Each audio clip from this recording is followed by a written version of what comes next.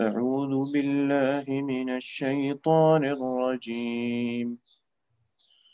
بسم الله الرحمن الرحيم. أم اتخذوا آلهة من الأرض هم ينشرون لو كان فيهما آلهة إلا الله لفسدتا فسبحان الله رب العرش عما يصفون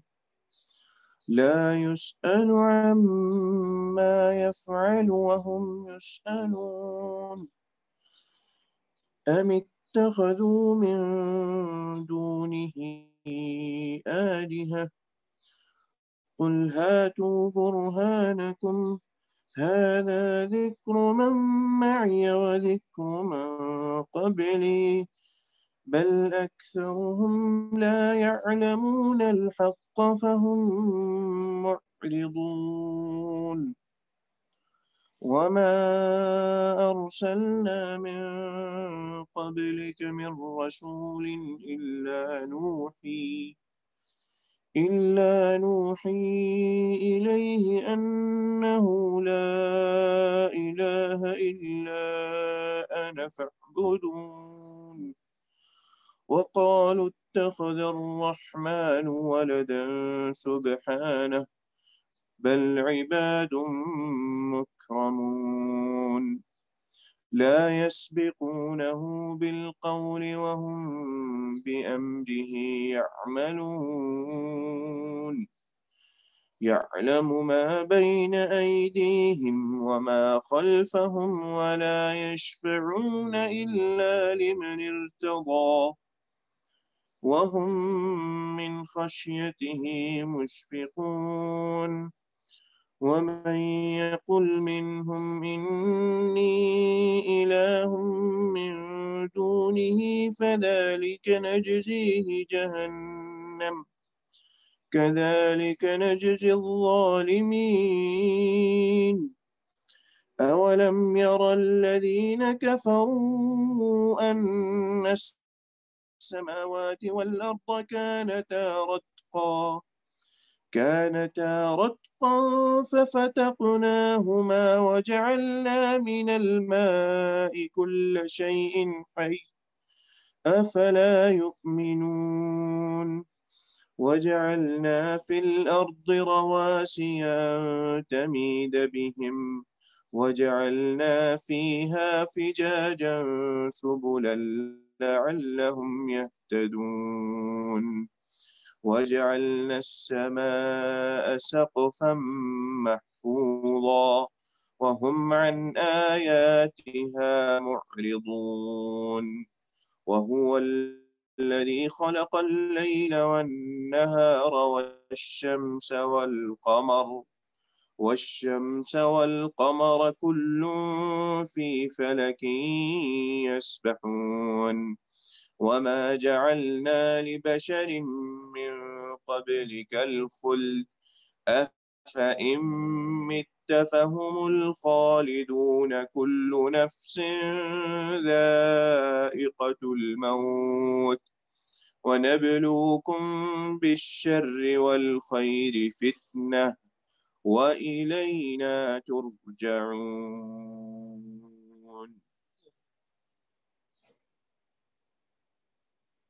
السلام عليكم ورحمة الله وبركاته. الحمد لله وحده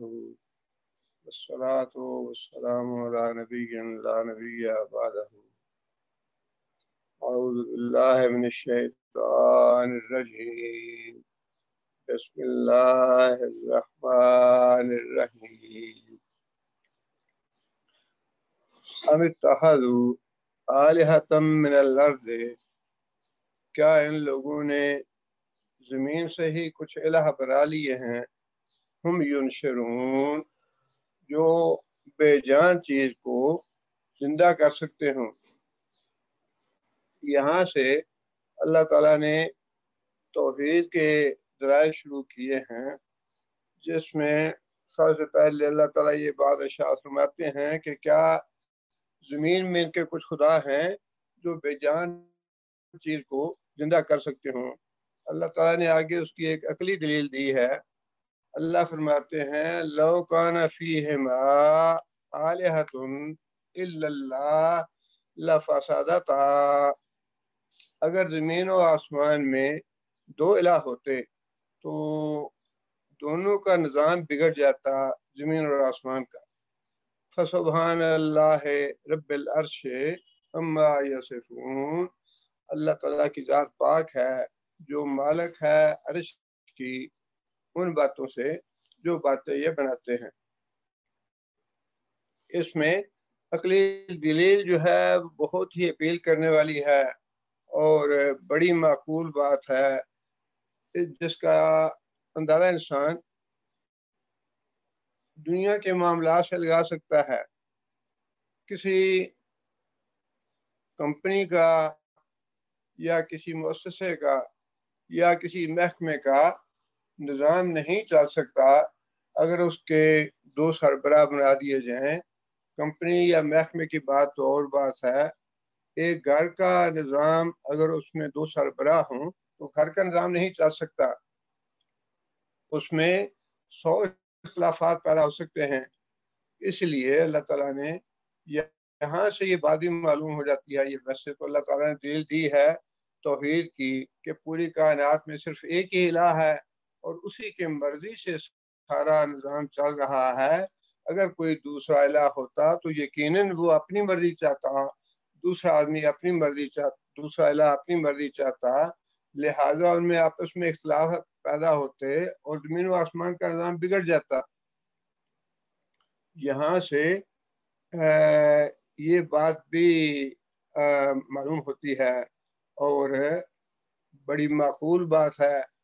خود اسلام نے بھی یہی تعلیم دی ہے کہ گھر کا نظام جو ہے وہ بھی ایک ہی فرد کے سربراہ ہونے سے چل سکتا ہے۔ گھر کے نظام میں بھی اگر دو فرد ہوں گے سربراہ تو نظام نہیں چلے گا۔ گھر کے نظام میں بھی اللہ تعالیٰ نے مرد کو سربراہ بنایا ہے، اور جس گھر میں مرد سربراہ ہوگا اس گھر کا نظام پرسکون ہوگا اور اس کا نظام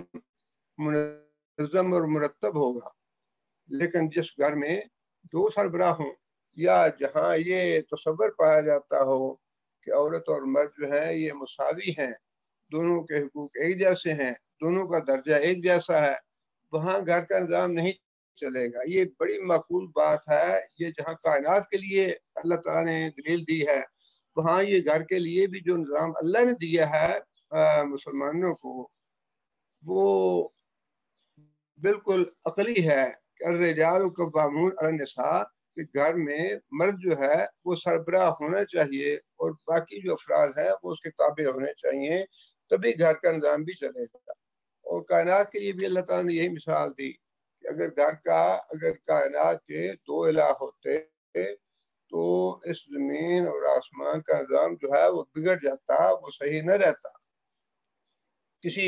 محکمے کے دو وزیر کبھی نہیں ہوئے، اور اگر کسی ایک محکمے کے دو وزیر بنا دیے جائیں تو ان میں مسلسل جھگڑا ہی ہوتا رہے گا، میں یہ کام کرنا چاہتا ہوں، میں یہ کام نہیں کرنا چاہتا، میں یہ پروجیکٹ شروع کرنا چاہتا ہوں، میں یہ پروجیکٹ شروع نہیں کرنا چاہتا۔ یہ بڑی معقول دلیل ہے دونوں چیزوں کے بارے میں، کائنات کے بارے میں بھی کہ کائنات کا الہ جو ہے وہ بھی ایک ہی ہے، تبھی یہ سارا نظام چل رہا ہے، اور اسی طرح گھر کا نظام بھی تبھی چل سکتا ہے، تبھی پرسکون رہ سکتا ہے جب گھر کے نظام میں ایک سربراہ ہوگا۔ آگے پھر اللہ تعالیٰ نے فرمایا ہے کہ اللہ تعالیٰ اس قدر عامر مطلق ہیں، ہر طرح کے تصرفات اور ہر طرح کے اختیارات اللہ تعالیٰ کے پاس ہیں۔ لا یسأل عما یفعل، جو بھی اللہ تعالیٰ کام کریں اللہ تعالیٰ سے کوئی سوال کرنے والا نہیں۔ وہم یسألون، اور اللہ کے علاوہ جتنے بھی ہیں ان سب سے سوال کیا جائے گا۔ یہ بھی ایک توحید کی دلیل ہے، جس سے جو جواب دہ ہے وہ تو الہ نہیں ہو سکتا، اور جو الہ ہے وہ جواب دہ نہیں ہے کسی کے آگے بھی۔ اللہ تعالیٰ نے مختلف جگہ پہ مختلف الفاظ میں یہی بات ارشاد فرمائی ہے، لا معقب لحکمہ ہی، اللہ تعالیٰ جو بھی فیصلہ کر لیتے ہیں اس پہ کوئی نظر ثانی نہیں کر سکتا، جو فیصلہ ہو گیا بس ہو گیا۔ نوح علیہ السلام کے بارے میں اللہ تعالیٰ نے سورہ ہود میں یہ بات ارشاد فرمائی کہ نوح علیہ السلام نے اپنے بیٹے کے لیے سفارش کی، فنادى نوح ربه فقال رب ابني من اهلي وان وعدك الحق وانت احكم الحاكمين، یا اللہ میرا بیٹا جو ہے وہ غرق ہو رہا ہے، اور یا اللہ تیرا وعدہ سچا ہے، یا اللہ تو اس کو بچا لے۔ یہ درخواست تھی نوح علیہ السلام کی، جنہوں نے 950 سال تک اللہ کے دین کا خدمت کی اور فریضہ ادا کیا، لیکن جواب میں اللہ تعالیٰ نے یہ بات ارشاد فرمائی، قال یا نوح انہ لیس من اہلک انہ عمل غیر صالح فلا تسألنی ما لیس لک بہ علم انی اعظک ان تکون من الجاہلین۔ اللہ تعالیٰ نے نوح علیہ السلام کی جو درخواست تھی یا جو ریکویسٹ تھی، اللہ تعالیٰ نے نہ صرف اس کو قبول نہیں فرمایا بلکہ آخر میں یہ بات بھی ارشاد فرما دی، انی اعظک ان تکون من الجاہلین، کہ اے نوح میں تجھے نصیحت کرتا ہوں کہ ہماری بات نہ کرنا۔ اب نبی ہے اور نبی کی درخواست کے جواب میں اللہ تعالیٰ نے جو چاہا وہ جواب دیا۔ نوح علیہ السلام جو ہے وہ اللہ کے حضور جواب دہ ہے، لیکن اللہ تعالیٰ نبی کے آگے یا کسی بھی کے آگے بھی جواب دہ نہیں ہے۔ اور پھر اگلی آیت میں اور بھی واضح فرما دیا کہ نوح علیہ السلام نے بھی فوراً رجوع کر لیا اپنی درخواست سے، اصرار والا تو معاملہ ہی نہیں ہے وہاں پہ۔ قال رب انی اعوذ بک ان اسألک ما لیس لی بہ علم والا تغفر لی وترحمنی من الخاسرین، یا اللہ میں اپنے درخواست واپس لیتا ہوں اور میں پناہ مانگتا ہوں اس بات سے کہ آپ سے کوئی ایسی بات کہوں جس کا مجھے علم نہیں،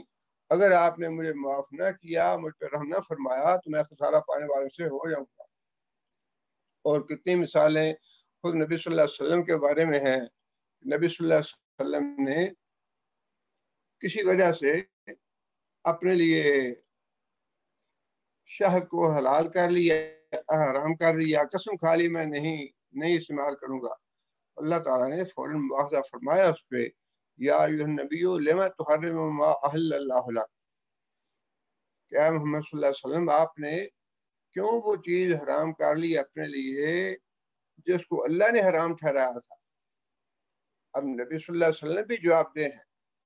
نبی صلی اللہ علیہ وسلم سے مواخذہ فرما لیا اللہ تعالیٰ نے کہ آپ نے ایسا کیوں کیا، لیکن اللہ سے یہ کیوں کرنے والا کوئی نہیں ہے۔ وَيَفْعَلُ اللَّهُ مَا يَشَاءُ، اللہ جو چاہتا ہے وہ کرتا ہے،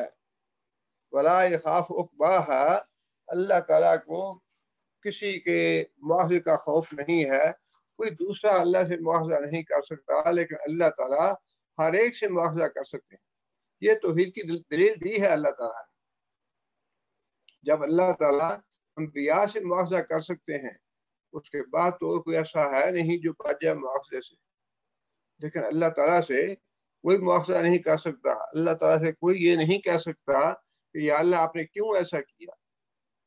خود نبی صلی اللہ علیہ وسلم نے ایک حدیث میں بات ارشاد فرمائی ہے کہ اگر اللہ تعالیٰ اپنی ساری مخلوق کو جہنم میں ڈال دے تو اللہ کو یہ حق پہنچتا ہے، پھر بھی اس سے کوئی یہ نہیں پوچھے گا کہ یا اللہ تو نے ایسا کیوں کیا، یا اللہ نے ظلم کر دیا۔ یہ اللہ کا ظلم نہیں ہوگا، بلکہ اللہ جو چاہتا ہے کرتا ہے، اور جو حکم چاہتا ہے وہ دیتا ہے، اور یہ بھی اللہ تعالیٰ کی توحید کی دلیل ہے۔ آگے اللہ فرماتے ہیں ام اتخذوا من دونہ آلہۃ، کیا انہوں نے میرے علاوہ کوئی اور الہ بنا لیا ہے، قل ہاتوا برہانکم، اگر ایسی بات ہے تو کوئی دلیل لاؤ۔ اب یہ دلیل جو ہے یہ ہے نقلی دلیل، مراد یہ ہے کہ کسی کتاب میں یہ بات لکھی ہو، تورات میں لکھی ہو، انجیل میں لکھی ہو، کسی اور صحیفے میں یہ بات لکھی ہو کہ اللہ کے علاوہ کوئی اور بھی الہ ہو سکتا ہے، یا پھر اس قرآن میں ایسی کوئی بات لکھی ہو۔ ہاذا، یہ جو قرآن ہے، ذکر یہ ہے ذکر، نصیحت ہے، من ما یا ان لوگوں کے لیے جو میرے ساتھ ہیں۔ اس قرآن سے ہی کوئی ایسی دلیل نکال کے دکھا دو جس سے یہ پتا چلے کہ اللہ تعالیٰ کے علاوہ کوئی اور الہ بھی ہے۔ وذکر من قبلی، اور مجھ سے پہلے بھی ذکر آئے ہیں، مجھ سے پہلے بھی کتابیں آئی ہیں، تورات ہے یا انجیل ہے یا صحیفے ہیں یا زبور ہے، ان میں سے اگر کوئی ایسی دلیل تمہارے پاس ہے جس میں یہ لکھا ہو کہ اللہ کے علاوہ کوئی اور بھی الہ ہے تو اس سے نکال کے دکھا دو۔ بل اکثرهم لا یعلمون الحق، لیکن اکثر لوگوں کا حال یہ ہے کہ وہ حق کو پہچانتے نہیں یا جانتے نہیں۔ فہم مورزون، اس لیے کہ انہوں نے منہ موڑ رکھا ہے۔ یہ بات قرآن جی میں اللہ تعالیٰ نے بار بار ارشاد فرمائی ہے، مورزون مورزون۔ شروع میں بھی جو آیت ہے، سب سے پہلی آیت اسی سورہ کی، اقترب للناس حسابهم غفلت مورزون، کہ وہ غفلت میں پڑے ہوئے ہیں، منہ موڑے ہوئے ہیں۔ مورزون کا مطلب یہ ہے کہ یہ توجہ نہیں دیتے، غور و فکر نہیں کرتے، سوچ و بچار نہیں کرتے، تفکر اور تدبر نہیں کرتے۔ یہ تین جو ہے نا ہدایت، یہ اس کے لیے سوچ و بچار کرنا بڑا ضروری ہے۔ بار بار اللہ یہ فرماتے ہیں کہ کیا ان کے دلوں میں تالے پڑے ہوئے ہیں، لہم قلوب لا یفقہون بہا، کہ ان کے دل جو ہے، دل تو ہے ان کے پاس لیکن اپنے دلوں سے سوچتے نہیں ہیں۔ یہ کیا ان کے دلوں پہ تالے لگے ہوئے ہیں؟ قرآن یہ چاہتا ہے کہ ہم غور و فکر کریں اور غور و فکر کے نتیجے میں کوئی راستہ اختیار کریں۔ ایسے نہ ہو کہ آنکھیں بند کر کے اور کان بند کر کے جو کچھ ہمارے سامنے آئے ہم اس کو قبول کر لیں۔ یہ اسلام نہیں چاہتا، نہ قرآن یہ چاہتا ہے، بلکہ یہ جو اللہ تعالیٰ نے وحی نازل فرمائی ہے، یہ وحی ہے ہی اس لیے کہ یہ جو عقل اللہ نے ہمیں دی ہے، اس عقل سے ہم اس کو پرکھیں، اس پہ سوچ و بچار کریں اور اس کے بعد کوئی راستہ اختیار کریں۔ جہاں کہیں بھی مذمت کرنی تھی کفار کی یا مشرکین کی، اللہ تعالیٰ نے یہی لفظ استعمال فرمایا ہے، فَهُمْ مُعْرِضُونَ، کہ انہوں نے منہ موڑ رکھا ہے، سوچ و بچار کرنے کے لیے تیار نہیں ہے۔ آگے پھر اللہ تعالیٰ نے یہ بات ارشاد فرمائی، وَمَا أَرْسَلْنَا مِن قَبْلِكَ مِن رَسُولٍ إِلَّا نُوحِي إِلَيْهِ أَنَّهُ لَا إِلَٰهَ إِلَّا أَنَا فَاعْبُدُونِ، اور جتنے بھی ہم نے رسول بھیجے تو اس سے پہلے ہم نے ان کی طرف یہی بات واحد کی۔ کون سی بات؟ لا الہ الا انا، کوئی الہ نہیں ہے الا انا مگر میں، فاعبدونی لہذا میری عبادت کرو۔ یہ اب اللہ تعالیٰ نے دلائل دینے کے بعد واضح طور پہ یہ بات ارشاد فرما دی کہ جس بات کا میں نے مطالبہ کیا ہے وہ یہ ہے کہ میرے علاوہ کوئی الہ نہیں۔ یہ جو توحید ہے، اس میں سب سے جو اہم بات ہے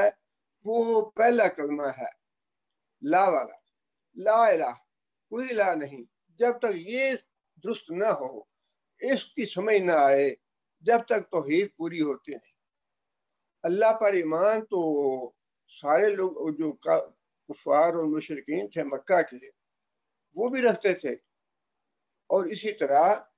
ہر پیغمبر کے زمانے میں اللہ کا انکار کسی نے بھی نہیں کیا، اللہ کو مانتے تھے، لیکن اس کے ساتھ لا الہ والی بات جو تھی وہ ماننے کے لیے کوئی بھی تیار نہیں تھا۔ اب نوح علیہ السلام سے لے کے رسول اکرم صلی اللہ علیہ وسلم تک جتنے بھی انبیاء آئے ان کے ساتھ جھگڑا ہی یہ رہا کہ جو اللہ کے علاوہ قرآن کا یا اللہ کا حکم یہ تھا یا انبیاء کی تعلیم یہ تھی کہ پہلے تو باقی جو الہ ہیں ان کا انکار کرو۔ کوئی اللہ کے علاوہ آستانہ نہیں، کوئی اللہ کے علاوہ دروازہ نہیں، کوئی اللہ کے علاوہ خانقاہ نہیں، بس ایک اللہ کا دروازہ ہے، اللہ کا آستانہ ہے، اللہ کی خانقاہ ہے۔ پہلے تو یہ دل سے نکال لو کہ جو محبت اور عقیدت تمہاری دوسرے الہوں سے پڑی ہوئی ہے، پہلے اس کو ختم کرو، پھر بعد میں اللہ پہ ایمان لانا۔ نوح علیہ السلام کی قوم نے جو طرز عمل اختیار کیا اس کا بھی اللہ نے ذکر فرمایا ہے قرآن مجید میں، وَمَكَرُوا مَكْرًا كُبَّارًا۔ وہ جو مکر کبار تھا، سب سے بڑا مکر، وہ کیا تھا؟ وہ یہی تھا کہ اللہ کا انکار نہیں کرتے تھے، بلکہ ایسے ایسے مکر و فریب سے لوگوں کو یقین دلا رکھا تھا کہ یہ جو حضرت صاحب ہیں، یہ جو آستانہ ہے، یہ جو خانقاہ ہے، ان کے پاس بھی بڑے اختیارات ہیں، اور وہ اختیار اللہ نے ہی دیے ہیں۔ اللہ تو ہے ہی، اللہ تو مالک ہے آسمان کا۔ جب ان سے پوچھا جاتا، قرآن مجید میں یہ باتیں ساری موجود ہیں، کہ جب ان سے پوچھا جاتا کہ زمین کو کس نے بنایا، آسمان کو کس نے بنایا، تمہیں کس نے پیدا کیا، جواب میں یہی کہتے اللہ نے بنایا، یہ کام اللہ نے کیے ہیں، اللہ کا انکار نہیں تھا۔ لیکن جو مکرن کبارہ تھا وہ یہی تھا کہ ٹھیک ہے گریٹ گاڈ تو وہی ہے، لیکن یہ جو ہمارے بزرگ ہیں، یہ نیک ہستیاں ہیں، ان کو بھی اللہ نے ہی دیا ہوا ہے۔ یہ ایک ایسا چکر ہے جو نوح علیہ السلام کے زمانے تک سے لے کر آج تک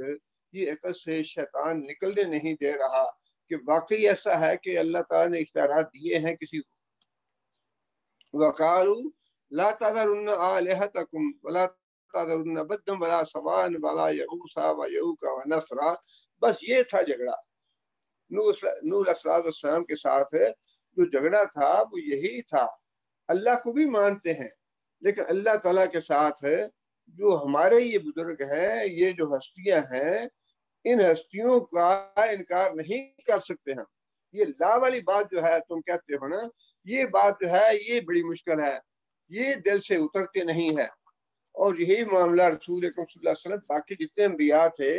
وہ بھی تشریف لائے تو انہوں نے بھی جب یہ بات کہی کہ لا الہ، پہلے جتنے بھی باقی الہ ہیں، آسمانے اور خانقاہیں ہیں، ان کو گراؤ دل سے، ان کو ختم کرو دل سے، تب اللہ پہ ایمان جو ہے وہ قبول ہوگا۔ تمام انبیاء نے یہ تعلیم دی اور تمام قوموں نے جھگڑا یہی کیا کہ کیا تم ایک الہ کی بات کرتے ہو، یہ ممکن نہیں ہے۔ پھر نبی صلی اللہ علیہ وسلم کے بارے میں سارے قریش مکہ کے سردار اکٹھے ہو کے آئے اور ابو طالب پہ زور ڈالا کہ محمد صلی اللہ علیہ وسلم کو سمجھاؤ۔ ابو طالب نے بلایا نبی صلی اللہ علیہ وسلم کو اور یہ بات کہی کہ بیٹا یہ بات سنو، ان کی کیا کہتے ہیں، یہ سردار آئے ہیں اور یہ مطالبہ کر رہے ہیں۔ تو نبی صلی اللہ علیہ وسلم نے یہ بات ارشاد فرمائی کہ میں بات ایک کہتا ہوں، اگر تم بات مان لو تو تمہاری بادشاہی ہو جائے گی، تمہاری بابا ہو جائے گی، تمہاری حکومت بن جائے گی، تم زوراور ہو جاؤ گے، تمہاری ساری دنیا پہ حکومت بن جائے گی۔ ابو جہل نے کہا کہ بیٹا ایک بات نہیں، ایسی تو دو باتیں کہو تو ہم ماننے کو تیار ہیں۔ تو نبی صلی اللہ علیہ وسلم نے یہی بات ارشاد فرمائی کہ قولوا لا الہ۔ یہ لا جب زبان سے نکلا ہی تو فوراً ہی جتنے بھی قریشی سردار تھے انہوں نے یہی بات کہی، اجعل الالہۃ الہا واحد، اچھا تو کیا تو نے ایک الہ بنا لیا ہے؟ یہی جھگڑا تھا کہ اللہ جو تم کہتے ہو اس کو ہم مانتے ہیں، لیکن جو ہمارے ہستیاں ہیں یا بزرگ ہیں ان کی نفی نہ کرو۔ یہ بات ہماری عقل میں آتی نہیں کہ الہ ایک ہی ہو اور ساری دنیا کا، ساری کائنات کا نظام اسی ایک اللہ نے سنبھال رکھا ہے، یہ کیسے ممکن ہے؟ اجعل الالہۃ الہا واحدا، کیا تو نے ایک ہی الہ بنا لیا ہے؟ ان ھذا لشیء عجاب، یہ بڑی عجیب بات ہے، یہ بات دل کو لگتی نہیں، دل مانتا نہیں کہ ساری دنیا کا، ساری کائنات کا الہ ایک ہی ہو۔ فانطلق الملأ منهم ان امشوا واصبروا علی آلہتکم، اور سردار جو تھے وہ مجلس سے اٹھ بیٹھے اور انہوں نے آپس میں یہ بات کہی، ڈٹے رہو اپنے الہوں پہ، اپنے الہوں کو، اپنے درباروں کو، اپنی خانقاہوں کو اور اپنے آستانوں کو مت چھوڑنا۔ ان ھذا لشیء یراد، یہ جو بات کہہ رہا ہے نا محمد صلی اللہ علیہ وسلم، یہ کچھ اور ہی اس کا مطلب ہے۔ اس کا مطلب یہ ہے کہ سرداری صرف محمد صلی اللہ علیہ وسلم کے لیے ہو جائے، یہ صرف سرداری چاہتا ہے، ورنہ یہ بات ممکن نہیں کہ اللہ صرف ایک ہی ہو جس نے ساری کائنات کا نظام سنبھال رکھا ہے۔ ما سمعنا بهذا فی الملت الآخرۃ ان ھذا الا اختلاق۔ اور یہ جو بات ہے نا کہ اللہ ایک ہی ہے، یہ تو ہم نے پہلی قوموں میں بھی یہ بات نہیں سنی۔ نوح علیہ السلام کی قوم میں بھی کتنے الہ تھے، آگے پھر عیسیٰ علیہ السلام، موسیٰ علیہ السلام، شعیب علیہ السلام، جتنے بھی انبیاء گزرے ہیں ان سب کے زمانے میں الہ اور بھی تھے۔ یہ کوئی ہمارے ساتھ نئی بات تو نہیں ہے، نئی بات تو یہ کہہ رہا ہے محمد صلی اللہ علیہ وسلم۔ یہ جو چیز ہے لا الہ والی، جب تک یہ پوری نہ ہو، جب تک یہ لا کا تقاضا پورا نہ ہو، جب تک توحید جو ہے وہ نہ سمجھ میں آتی ہے نہ توحید مکمل ہوتی ہے۔ توحید مکمل ہوتی ہی لا کے ساتھ، وہی ہر جگہ پہ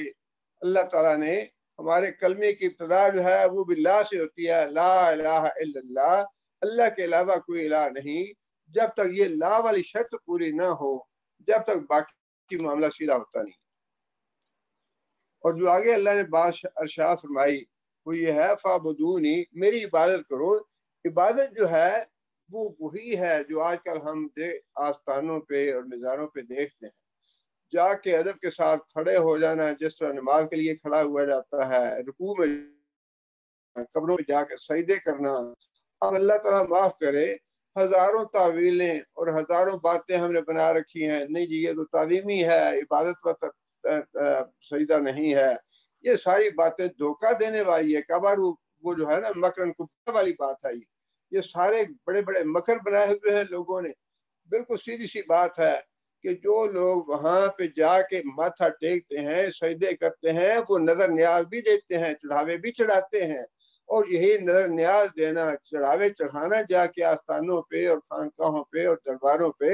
یہی تو عبادت ہے۔ نماز روزہ بھی عبادت ہے، لیکن اس کے ساتھ ہے یہ چیزیں جو ہیں یہ بھی عبادت میں شامل ہیں۔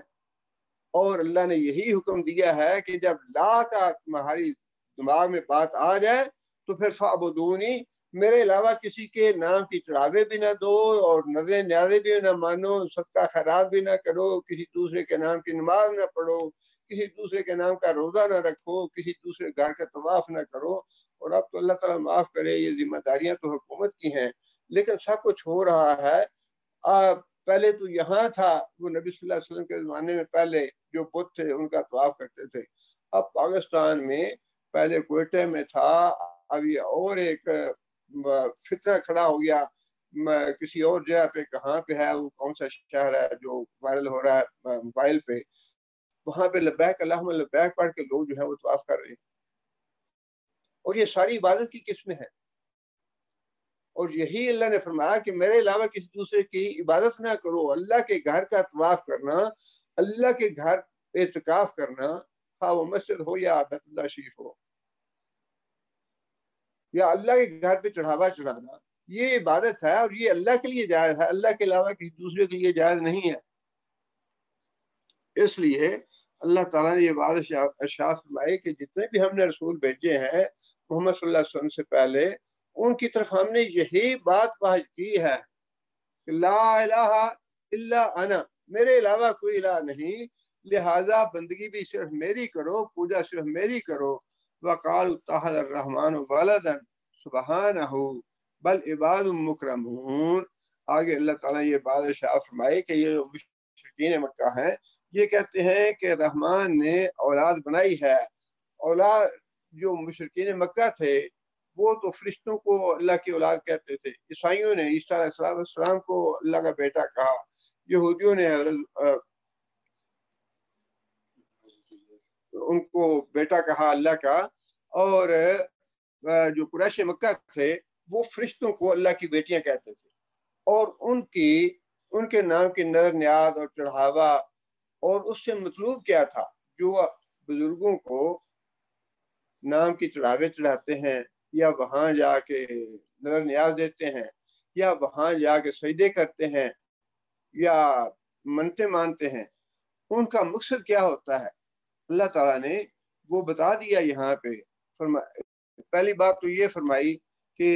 سبحانہ اللہ کی ذات پاک ہے، بل عباد مکرمون، کہ وہ فرشتے جو ہیں وہ اللہ تعالیٰ کے ہاں عزت دیے گئے بندے ہیں، اس کے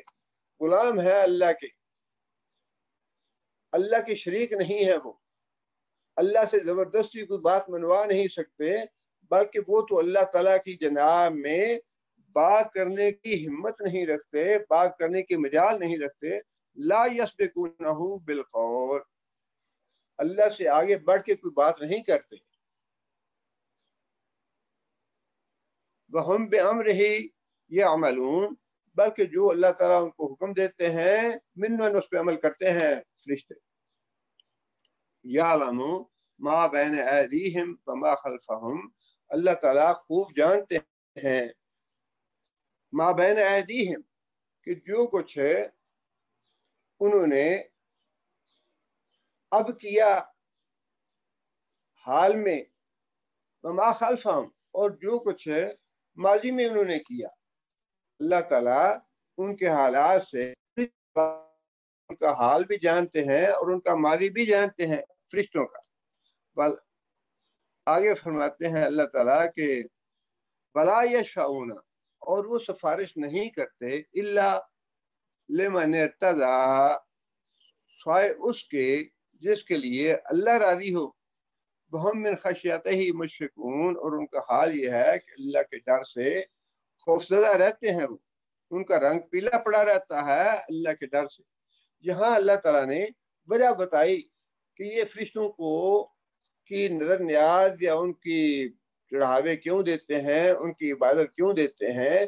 ان کا عقیدہ یہ ہے کہ یہ جو اللہ کے بیٹیاں ہیں، فرشتے ہیں،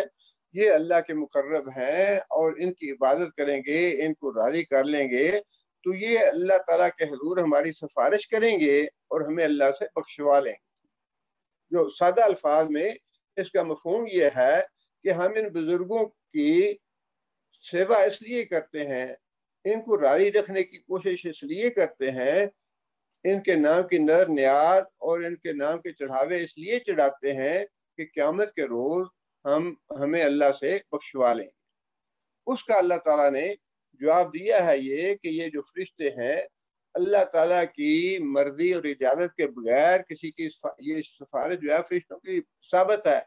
بزرگوں کی، انبیاء کی سفارش، نیک لوگوں کی یہ سفارش جو ہے، سفارش قطعی سفارش کا انکار نہیں ہے، بلکہ یہ سفارش جو ہے یہ مشروط ہے اللہ تعالیٰ کی اجازت کے ساتھ۔ من ذا الذی یشفع عندہ الا باذنہ، اللہ تعالیٰ کے اذن کے بغیر کوئی ایسی ہستی نہیں ہے، کوئی ایسی ذات نہیں ہے جو اللہ تعالیٰ کے حضور سفارش کر سکے اور اسے منوا سکے۔ اب یہ جو باتیں ہمارے ہاں مشہور ہیں، قبر میں عبد القادر جیلانی رحمۃ اللہ علیہ کے پاس فرشتے آئے سوال جواب کرنے کے لیے، تو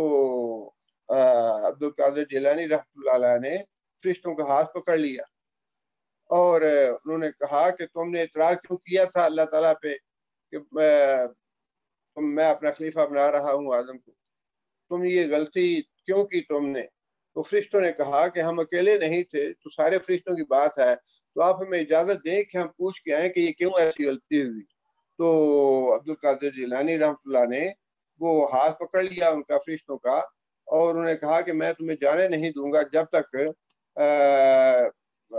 جو اللہ تعالیٰ یہ وعدہ نہ کرے کہ جو عبد القادر جیلانی کے مرید ہیں ان سے قبر میں سوال جواب نہیں کیا جائے۔ چنانچہ اللہ تعالیٰ کی طرف سے بھی یہ اللہ تعالیٰ معاف کرے ایسے الفاظ تو نقل کرنا بھی کفر ہے۔ اللہ تعالیٰ نے عبد القادر جیلانی سے یہ درخواست کی کہ میرے فرشتوں کو چھوڑ دو اور جو آپ کے مرید ہوں گے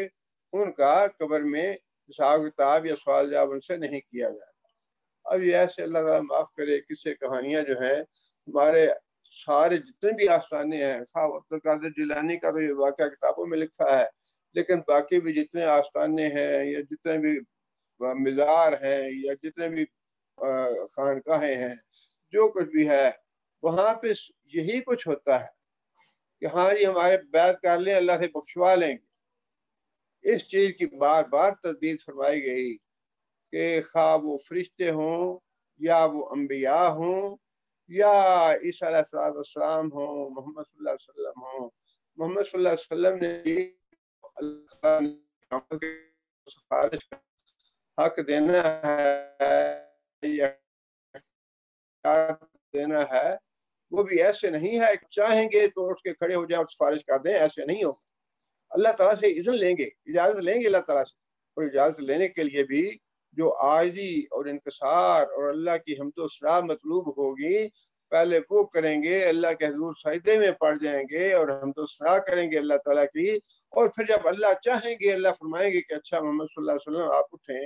اور بات کریں، جو بات کرنا چاہتے ہیں آپ کی بات سنی جائے گی اور مانی جائے گی۔ اس بات کی اللہ تعالیٰ نے سختی سے تردید فرما دی کہ میرے علاوہ تم جن کی بندگی کرتے ہو، جن کے نام کی نظر نیاز دیتے ہو، جن کے چڑھاوے چڑھاتے ہو تاکہ تمہیں وہ اللہ سے بخشوا لیں، تو یہ باطل عقیدہ دماغ سے نکال دو، ایسے نہیں ہوگا۔ اللہ تعالیٰ کی ذات تو وہ ہے لا یسأل عما یفعل، اللہ سے کوئی پوچھ نہیں سکتا، وہم یسألون، اور اللہ کے علاوہ سب سے اللہ نے سوال کرنا ہے۔ کوئی ایسا نہیں جو اللہ سے زبردستی بات بنوا لے، زبردستی بخشوا لے کسی سے،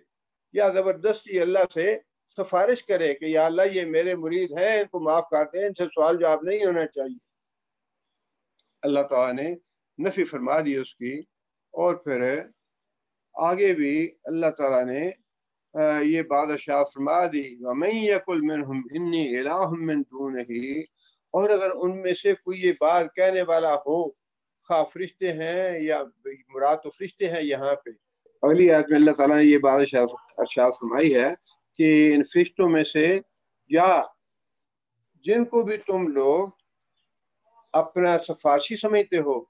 جن کے بارے میں تمہارا عقیدہ یہ ہے کہ یہ ہمیں اللہ سے بخشوا لیں گے، ان کے بارے میں اللہ نے یہ بات ارشاد فرمائی وَمَن يَقُلْ مِنْهُمْ إِنِّي إِلَٰهٌ مِّن دُونِهِ، اور اگر ان میں سے کوئی یہ دعویٰ کرے کہ اللہ کے علاوہ میں بھی الہ ہوں، فَذَلِكَ نَجْزِيهِ جَهَنَّمَ، اور اس کو ہم جہنم کی سزا دیں گے، فَذَلِكَ نَجْزِي الظَّالِمِينَ، اور ظالموں کو ہم ایسا ہی بدلہ دیتے ہیں۔ مطلب یہ ہے کہ صرف اتنی بات نہیں ہے کہ لوگ جسے چاہیں اپنا معبود بنا لیں، اپنا الہ بنا لیں، بلکہ اگر کوئی یہ دعویٰ بھی کرے کہ میں اللہ سے بخشوا لوں گا، تو اللہ تعالیٰ فرماتے ہیں کہ ایسے ظالموں کو ہم جہنم کی سزا دیں گے۔ اللہ تعالیٰ سے دعا یہ ہے کہ ہمیں اللہ تعالیٰ صحیح عقیدہ توحید سمجھنے کی توفیق عطا فرمائے۔ یہ سارے جو دلائل ہیں یہ عقیدہ توحید کے بارے میں ہیں، اور آگے بھی سارا قرآن بھرا ہوا ہے توحید کے دلائل سے، اور اللہ تعالیٰ سے دعا کرنی چاہیے کہ اللہ تعالیٰ ہمارا عقیدہ توحید صحیح کر دیں۔ باقی اعمال جو ہیں ان کی پھر توقع کرنی چاہیے کہ نیک اور برے اعمال ملے جلے ہیں تو اللہ تعالیٰ معاف فرمانے والے ہیں، اللہ تعالیٰ بخشش فرما دیں گے، لیکن اگر خدا نخواستہ عقیدہ توحید خالص نہ ہوا تو پھر بخشش کی گنجائش نہیں۔ سبحان ربک رب العزت عما یصفون وسلام علی المرسلین والحمد للہ۔